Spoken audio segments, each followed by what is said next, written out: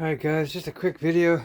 HDP 50, power plant and buffer tube, steel bearings, HG24 tuning run with one extension, 15 round magazine. I only got about 7 or 8 in there.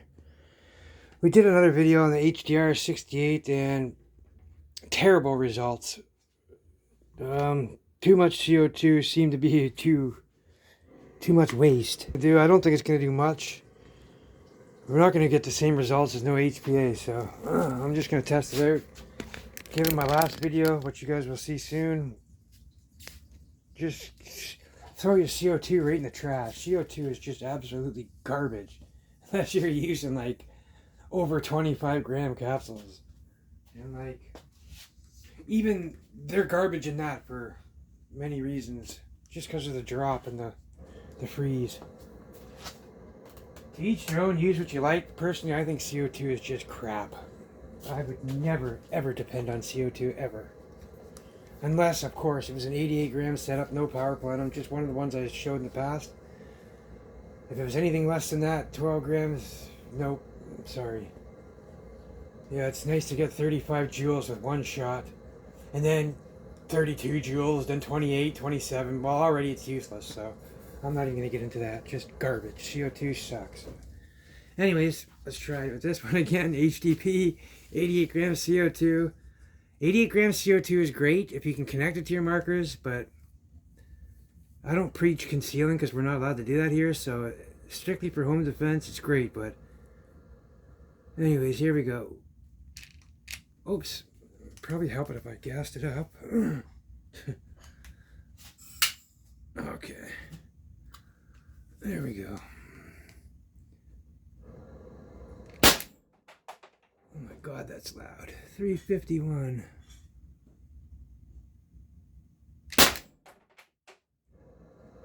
$291. See what I mean? CO2 drop. Plus, I've already used this can too, so. 240. Yeah, we're going down now. We're wasting this. Back up to 304. That was weak, I can tell. Down to like 30. Oh, maybe like 26 joules now. Oh yeah, I can feel them. They're practically falling out the barrel now. Anyways.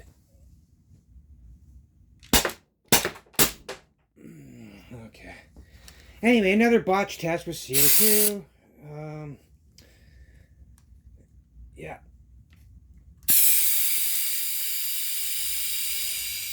Just degassing. That CO2 can was practically empty, or at least half empty.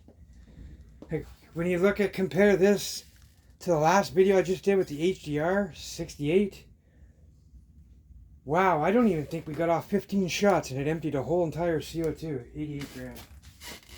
So yeah, either way, this test was kind of inconclusive because I already fired out half the CO2 in the pressure on the last test, so in order to make this test proper, I would have to use a fresh CO2, which I really don't care to do again because that's how much I just hate CO2 and I know it's useless. So, like take for instance, why I say that, for instance, is it's just basic common sense. We already know in every type of gun, BB, pellet guns, air guns, CO2 12 gram small capsule markers and guns, we already know that every shot from the start just keeps dropping. So, I mean,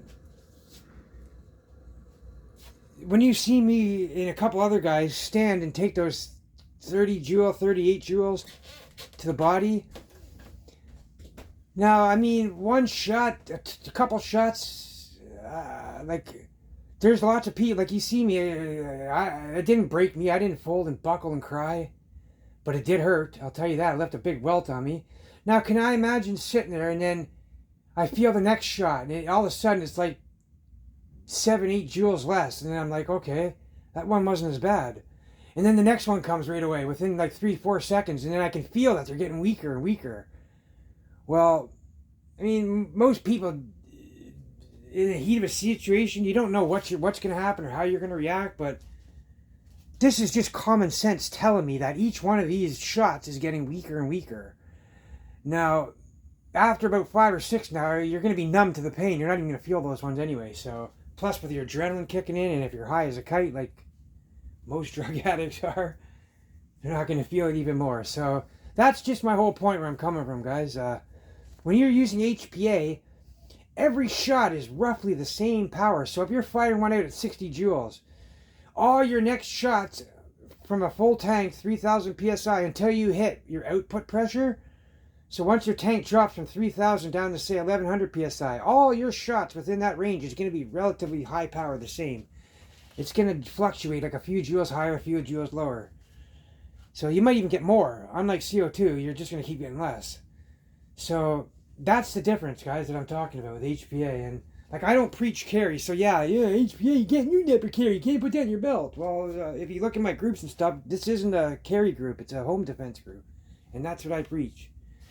If we were allowed to do conceal, well, I'd be doing more videos related to that and more builds related to conceal. But